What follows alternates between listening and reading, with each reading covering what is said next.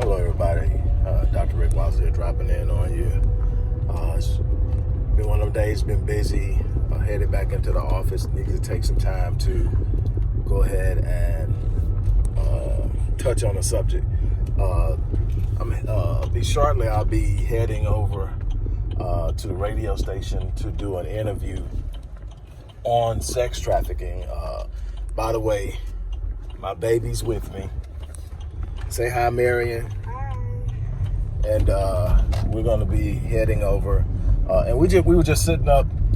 We had to make a run, an errand to the school for one of our daughters. And we were just sitting up and we were talking about sex trafficking. And we were talking about the multiple layers and the elements and components and some of the concerns that come along with it that people probably don't think about. And my concern off the top was the way that it impacts the collateral damage of it. You know, we know someone is going to get kidnapped. Someone's going to be sold off into a life of slavery and sex and all types of unimaginable abuse. And we can't imagine it, but we sit up and we say, oh, you know, poor thing, shaking my head, oh my God. But we keep living our lives as if, you know, it's not me.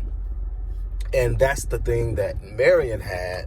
And, you know, I'll let her check in, you know, with her how she feels about it. But her thing was the apathy that comes along with it. Nobody seems to be concerned about it. Nobody relates to it, you know, as long as it's not me. And it was some other concerns she had. You know, anything you want to add, babe? No, I think you covered it. Okay. But that's the thing that we were looking at and we were sitting up and talking about. And so we're going to try to undress this situation. We got a little time on our hands at the station. We're going to talk about it, undress it. I know that I'll be streaming it on my account live, more than likely via Facebook. I might switch and do it on YouTube. It depends on what's going on, and also if the signal is live enough.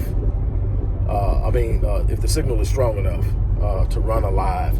I've been informed that it is and that everyone does it, so that's the way I'll handle it. But one thing that really bothers me at this particular point in time is just how casual we are, not just with sex trafficking, how casual we are with the state of affairs in America, with the state of education, with the state of the abuse of young children. I'm so tired of how often I see stories of mothers who have gotten with guys who end up killing their kids. That's far too common. Also, intimate partner homicide. How many black women are being killed by black men that they should have been able to trust their safety and security in the hands of? And we keep moving. Something that my wife shared, I believe it was last week, that really set me off. And I really wish she would have talked about it. She would talk about it, but she's chilling right now. But she posted, she didn't share what the guy said, but she talked about the fact that there are actually black men out there making light of the fact that black women and children are being trafficked. And the fact that these guys are out there, it's like, to me, there are certain things that just simply is unacceptable. And I think it has to be dealt with severely and harshly. I think that we have failed as men when men are comfortable saying stuff like that. I think that we failed as men when men are comfortable mishandling black women in every way you can possibly think. I think that we have failed when a person like Patrick Patterson can sit up and refer to black women as bulldogs. I think we fail. I think that until we set a standard that we're going to touch anybody that touches or disrespects black women, we're never going to get anywhere. We're never going to be respected as a people. We're never going to ever have any power, because power comes with the presence of consequences to negative actions. As long as people know all we're going to do is forgive them, all we're going to do is look the other way, all we're going to do is say it's not me, all the stuff that individualism and self-gratification has brought us. They taught us how to think only about ourselves, for ourselves, and we'll do anything to get for us, even if it means running over our own. Even if it means sitting up and ignoring the needs of our own. We were talking earlier about the fact that everybody likes to talk, and I put a lot of content out. But the one thing that I always do, and it has always been my goal, even before the other channel went down, those who have followed me know, my thing is I could care less about people liking me. I'm not here for the likes. That's why I don't try to explain myself. That's why I'm sitting here, and I'm not trying to play in the middle.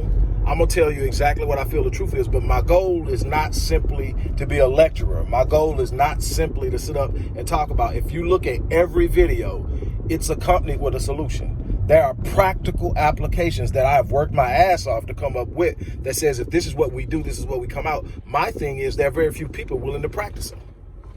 There are very few people willing to stand up and actually sit up and say, okay, I'm going to be a part of the solution. I'm going to participate in the solution. We were talking this morning, we was talking about the fact that we literally have programs on deck that we can't get anyone to fund.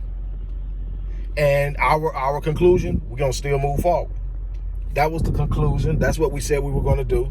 But my thing is, we have to, as a people, have a standard. That has to be a code of conduct, a code of behavior, protocols in place that say when this happens, this is what we do.